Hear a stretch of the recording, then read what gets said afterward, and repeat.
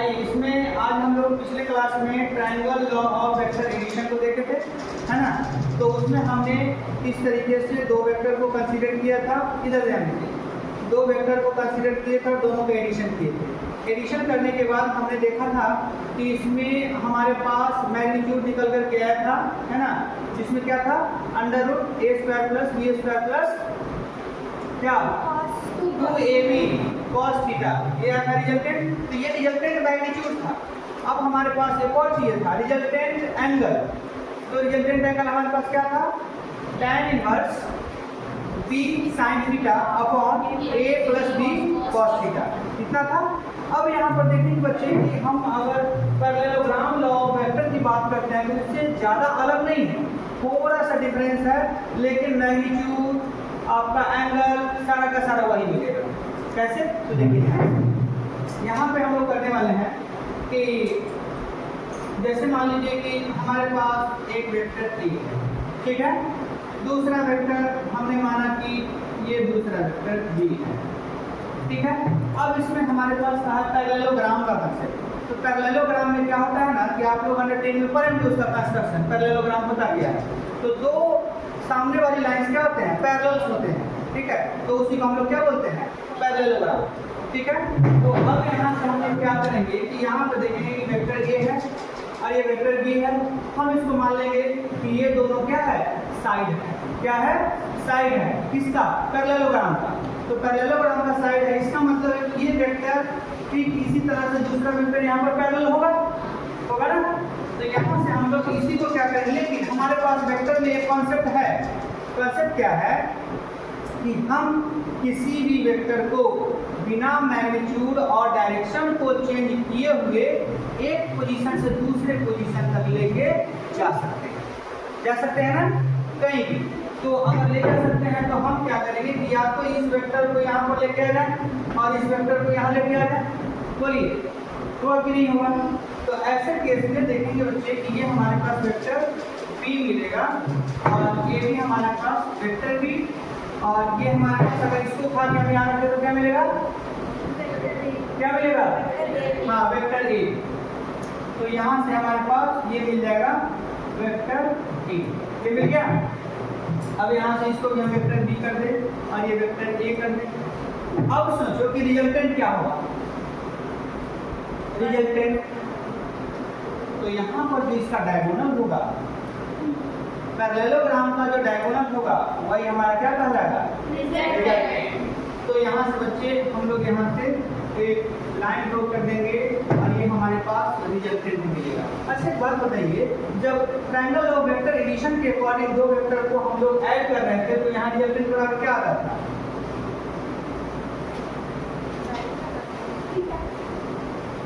Resultant R = यहाँ पे याद कीजिए हम लोग दो जो सेम डायरेक्शन में वेक्टर का दोनों का एडिशन करते थे ना, एडिशन करते थे। तो यहाँ से R बराबर हो जाएगा यहाँ से vector A plus vector B।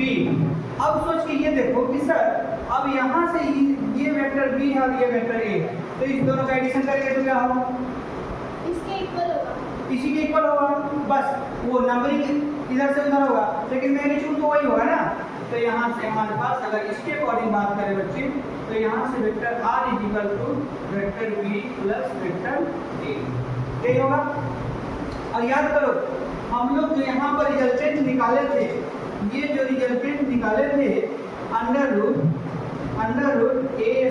Plus b² plus 2ab cos theta, ये जो निकाले थे बच्चे इसमें एंगल ये हमारा थीटा था ना, और ये जो हमारे पास था यही अल्फा था, ठीक है। आ रहा है क्लियर, कोई दिक्कत नहीं है।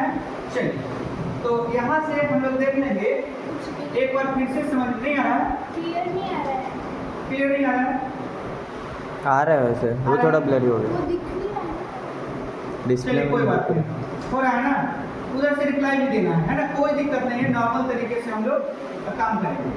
चलिए तो देखिए ध्यान से, यहाँ पर हमारे पास ये रिजल्टेंट आता था, देखिए इधर से कुछ हो रहा है। तो यहाँ से ये रिजल्टेंट क्या था, वास्तव में ये resultant A plus B vector था।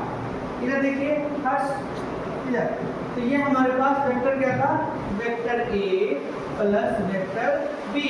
अब यहाँ पर ये है क्या, वास्तव में मैग्नीट्यूड था रिजल्टेंट का, तो जहाँ पर हम लोग रिजल्टेंट निकालते हैं वहाँ पे दोनों तरफ क्या लगाते हैं, मॉड लगाते हैं। क्या लगाते हैं, मॉड। तो ये जो मॉड लगा दिए इसी का वैल्यू हमें ये मिलता है, a square plus b square plus 2a d cos theta. तो बच्चे यही हमारे पास रिजल्टेंट होता है। तो इसमें हमारे पास पैरेललोग्राम और ट्रायंगल और वेक्टर एडिशन में क्या डिफरेंस आया, कोई भी ज़्यादा डिफरेंस नहीं है ना। इसको नोट डाउन करेंगे। हो गया। चलिए, तो हमने बच्चे अभी देखा एडिशन ऑफ टू वेक्टर, जिसमें कि हम लोग दो मेथड से हमने देखा, एक पैरेललोग्राम लॉ से और दूसरा addition triangle law of vector addition. इधर देखिए समीका, तो यहाँ पर हमारे पास क्या है बच्चे कि अब यहाँ से हम लोग क्या करते हैं, सोच के देखो कि हमको अभी दो वेक्टर का एडिशन के लिए, अगर 3 वेक्टर होता तो, 4 वेक्टर होता तो, 5 वेक्टर होता तो क्या करते, कैसे करते, वहाँ पर तो प्रॉब्लम आएगा ना, आएगा। इधर देखो अभी बात। तो यहाँ से हम लोग क्या करेंगे बच्चे, अब इसके लिए जो है हम लोग लिखेंगे कि लिखते भी चलेंगे addition of more than 2 vector, ठीक है, या हम लोग इसको ऐसा बोल सकते हैं पॉलीगॉन लॉ ऑफ वेक्टर, ठीक है।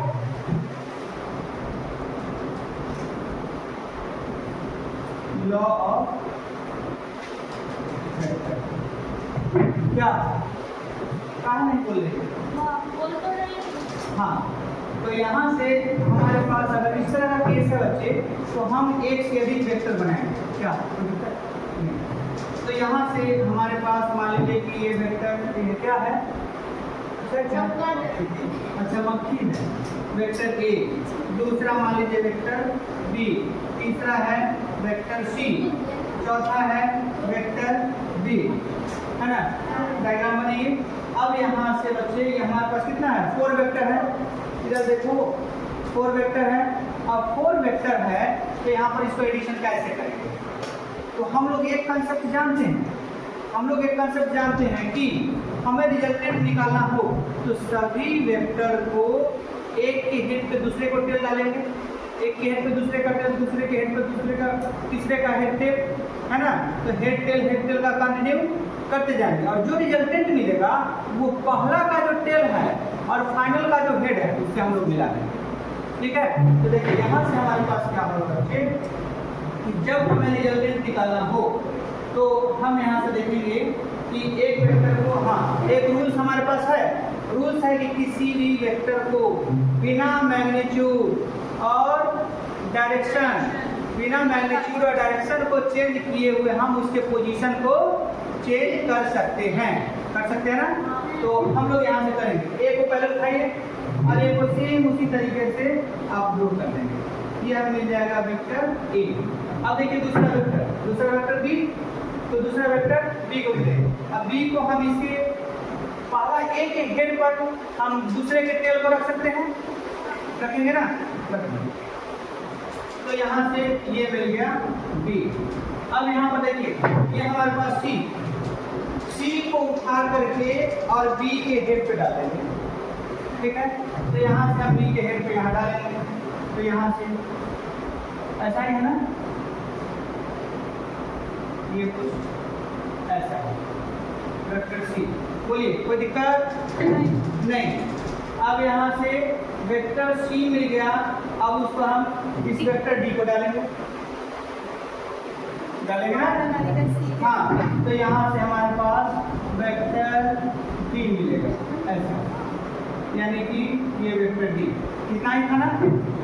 अब यहाँ से रिजल्टेंट चाहिए, तो रिजल्टेंट क्या होगा, ए से, अरे बोलो अभी तो बोलो, हाँ जिस समय बोलना होगा उस समय नहीं बोलेंगे, जिस समय नहीं बोलना होगा उस समय बोलेंगे, यही तो दिक्कत है ना। अभी बोलने की जरूरत है, उस समय नहीं, है ना। तो देखिए यहाँ से हमारे पास क्या है कि ए का जो टेल है वो डी के हेड से मिला देंगे और वही क्या मिलेगा, रिजल्टेंट। क्या मिलेगा, रिजल्टेंट। तो यहाँ से बच्चे ये हमारे पास आ जाएगा और ये रिजल्टेंट वेक्टर मिलेगा, है ना। तो दो वेक्टर का रिजल्टेंट निकाले थे तो क्या मिला था, vector a plus vector b। उसी तरीके से यहाँ पर रिजल्टेंट वेक्टर में क्या मिलेगा,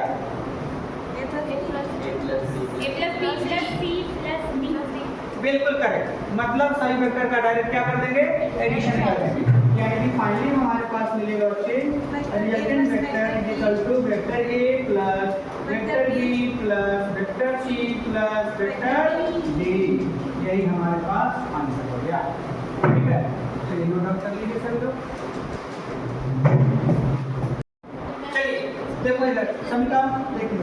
अब यहाँ से हम लोग बिल्कुल स्टेप बाय स्टेप बढ़ेंगे, ठीक है। और हम प्रयास करेंगे कि लूप में हम लोग वेक्टर को एक डायरेक्शन में लेकर के चलें, है ना। एक डायरेक्शन में लेकर के चलने के लिए क्या करेंगे, इधर देखो, पहले तरफ देख लो। यहाँ से वेक्टर ए को उठाइए तो यहाँ से वेक्टर बी, ये कलर आ रहा है ना, कलर देखो तो नहीं दिख रहा है, नहीं, ब्लैक। अब देखो, ठीक है, तो ये चलेगा वेक्टर ए, ठीक है। ये देखो, अब यहाँ से कौन उठाए, अगर हमें इधर की ओर जाना है तो सी को उठाइए, ठीक है, और सी को यहाँ पे डालिए, यानी कि वेक्टर सी, ठीक है। इधर देखिए वेक्टर सी। अब यहाँ से क्या चाहिए, हम वेक्टर डी को उठाते हैं, वेक्टर डी को, तो वेक्टर डी को उठा के यहाँ रखें, यानी कि यहाँ से वेक्टर डी, यानी कि ये हमारे मिल गया वेक्टर डी। अब देखो यहाँ से हम ई को उठाएं कि बी को उठाएं, ई को उठाएं कि बी को, पहले हम ई उठाएंगे, ई को उठाएंगे तो यहाँ से हमारे पास मिल जाएगा बच्चे ये ई। अब यहाँ से वेक्टर ई उठ गया, अब हमें बी उठाना होगा, लास्ट वही है। अब बी को सीधे उठा के यहाँ पर रखेंगे तो हमें यहाँ से ये मिल जाएगा एन वेक्टर बी। अब हमारे पास तो कुछ नहीं है, सारा वेक्टर का अरेंजमेंट हो गया ना, हो गया ना। अब रिजल्टेंट चाहिए तो रिजल्टेंट का डायरेक्शन क्या होगा, अपोजिट, अपोजिट, यानी कि पहले के टेल से और फाइनल के हेड में मिला देंगे तो यही हमारे पास रिजल्टेंट मिल जाएगा। क्लियर, क्लियर हुआ। हाँ, अब यहाँ से finally r is equal to vector a plus vector b plus vector c plus vector d plus vector e। ये इस तरीके से हमारा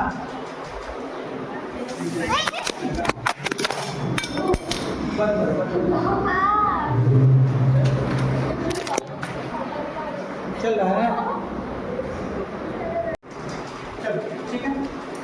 अब देखिए ध्यान से, हम लोग अभी जो है एडिशन देख लिए, एडिशन में 2 वेक्टर का देख लिए एडिशन, 2 से अधिक वेक्टर का भी एडिशन हमने देखा। अब हम लोग सब्सट्रैक्शन ऑफ 2 वेक्टर देखेंगे।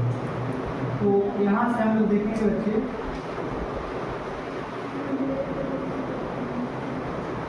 सब्सट्रैक्शन ऑफ 2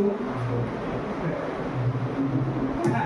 तो सब्सट्रैक्शन ऑफ 2 वेक्टर में हम लोग यहाँ देखेंगे कि सेम उसी तरह से चलेंगे जैसे 2 वेक्टर हमने कंसीडर किया था। रूपा इधर देख, तो यहाँ से हमारे पास वेक्टर ए, ठीक है, और दूसरा वेक्टर बी, ये हो गया। अब सिंपल सी बात है, इधर देखिए कि यहाँ पे दोनों वेक्टर हैं और दोनों वेक्टर का हम लोग क्या कर रहे थे, इधर देखो सर ग्लिच आ रहा है थोड़ा, क्या रहा, ग्लिच गया, आपका फोन गया सच में रहता सर, आप सच में रिटायर हो गया सर रुको सर, उसको थोड़ा रेस्ट करने चलिए। दो। हाँ, अब देखिए यहाँ पे हमारे पास क्या था कि 2 वेक्टर था और दोनों वेक्टर का हम लोग एडिशन कर रहे थे। तो यहाँ पे हमारे पास क्या होगा कि डायरेक्ट हम लोग एक वेक्टर के हेड से दूसरे वेक्टर के टेल को हम लोग क्या करते थे, उस पोजीशन को लोकेट करते थे। तो यहाँ से हम लोग देखेंगे बच्चे कि हम लोग उसी तरीके से एक वेक्टर ए ले लेंगे और यहाँ पे हम लोग क्या करेंगे कि यहाँ सब्सट्रैक्शन करना है ना, तो सब्सट्रैक्शन हम लोग सीधा सीधा नहीं करेंगे। सब्सट्रैक्शन करने का मतलब कि वेक्टर बी को, इधर ध्यान दीजिए, वेक्टर बी को हम लोग निगेटिव वेक्टर बनाएंगे। क्या बनाएंगे, नेगेटिव वेक्टर, निगेटिव वेक्टर या एंटी पैरेलल वेक्टर। यही बात होगी ना। तो निगेटिव वेक्टर होने का मतलब है कि ये हमारे पास डायरेक्शन चेंज करेगा, डायरेक्शन चेंज करेगा। इधर देखिए हर्ष, डायरेक्शन चेंज करेगा और डायरेक्शन चेंज करने के बाद इसके पोजीशन को यहाँ पे हम प्लेस करेंगे, ठीक है। तो यहाँ से वेक्टर बी हो गया निगेटिव। देखिए इधर सभी लोग, तो यहाँ पे हमारे पास निगेटिव वेक्टर हो गया। अब यहाँ से सेम कॉन्सेप्ट हम लोग यहाँ एडिशन भी करेंगे, लेकिन निगेटिव होने के कारण ये हमारा सब्सट्रैक्शन हो जाएगा, होगा ना, ये बात है। तो यहाँ से हमारे पास ये जो रिजल्टेंट आएगा बच्चे, R vector is equal to vector A plus यहाँ से माइनस बी वेक्टर, यानी कि फाइनली हमारे पास vector A minus vector B मिल जाएगा, है ना, ये बात है।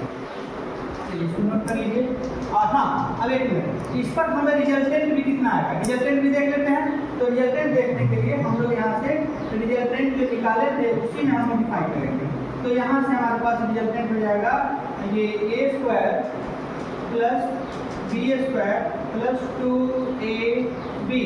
अब यहाँ से सोचो कि बी तो हमारे पास क्या था, बी निगेटिव में आया था ना, तो निगेटिव में आया तो यहाँ पर हमारा निगेटिव साइन के साथ आएगा इनटू cos थीटा। तो cos थीटा आएगा तो यहाँ से हमारे पास थोड़ा सा चेंज करेगा और ये a square plus B square और यहाँ पे प्लस माइनस माइनस, तो यहाँ से माइनस 2ab cos थीटा। तो फाइनली हमारे पास आ रिजल्टेंट ये हमारे पास हो गया, ठीक है। इसको प्रूव करेंगे, ठीक है।